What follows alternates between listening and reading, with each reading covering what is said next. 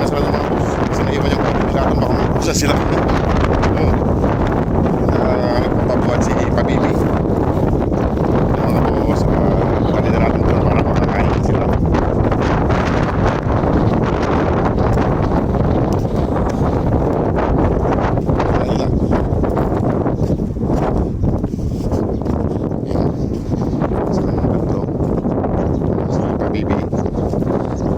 Hindi na nagpapabuhat si Pabibi mga boss. Laki na daw siya. Nahiya na siyang magpabuhat. Bilisan nyo, maubusan kayo ng kapatid nyo. Iniwan ko yung kapatid niyang nauna lang kumain yung kapatid niya kasi siya yung nandyan. Ito yung iba. Bilis, nandun na yung kapatid nyo, maubos yung pagkain. Bilis. Nanguna na si Pabibi. Ayan na. Nanguna na si Pabibi doon. Ayan o, ayan o. Yung brown hindi pa bumabalik dito. Kasama siguro yung mga kapatid niya. Mga boss, yung brown makakasama ng mga kapatid niyang namamasyal. Ayan o. Hinihintay sila. Busog na yung kapatid nila. Nang unang kumain. Kaya na doon, kaya na.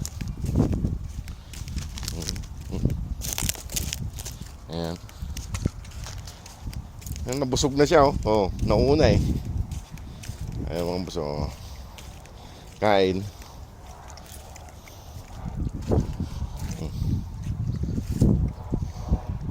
Pinapay. Ang dalawa. Si Mama Duk nandun pa. Nandun pa oh, sa tabi ng kalsada. Busog na ito mga boss. Nauna nang kumain to. Oo. Kumain ka dyan. Ito nauna nang kumain to. Itong isang to. Bibigyan na natin ng pangalan kaso tinitignan ko pa yung tandaan pa kasi pare-pares silang kulay. Hindi ko makuha. Ayun, tinapay, kanin. Dami nila pagkain mga boss. Hindi sila nagugutom dito.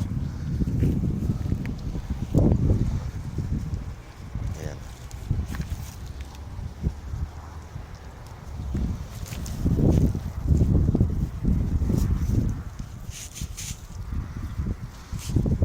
Tinapay, kanin.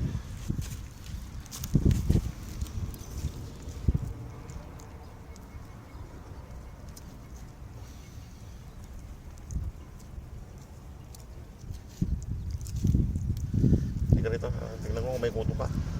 Tanggalin natin yung kuto.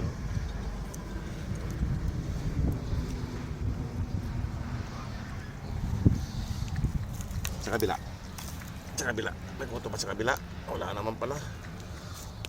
Tinamad na naman yung isa. Nakahiga na naman habang kumakain ng tinapay siyang tukin. Eh mga boss oh. Mas gusto na yung tukin yung tinapay mga boss talaga. Ayan oh, nakahiga siya habang kumakain.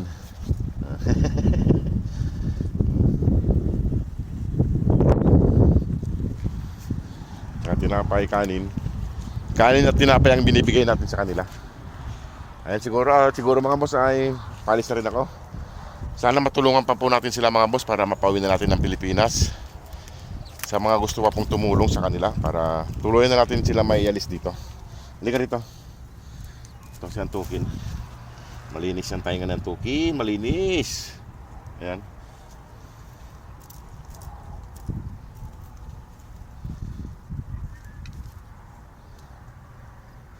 Ayan o. Nandun si Mama Duk oh.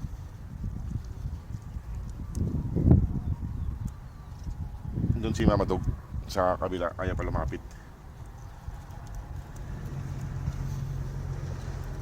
Kaya tanggalan ko ng kuto si Antukin. Nabawasan na yung mga kuto nila. Lumipat lang sila ng pisto. Nabawasan na yung kuto nila.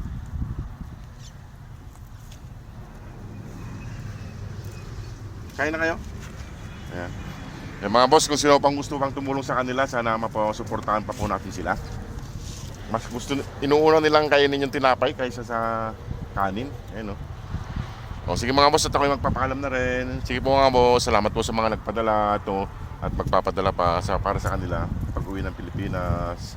Salamat po sa inyong lahat. God bless po. Ayan, tulog na naman sa Antukin. O, sige po mga boss.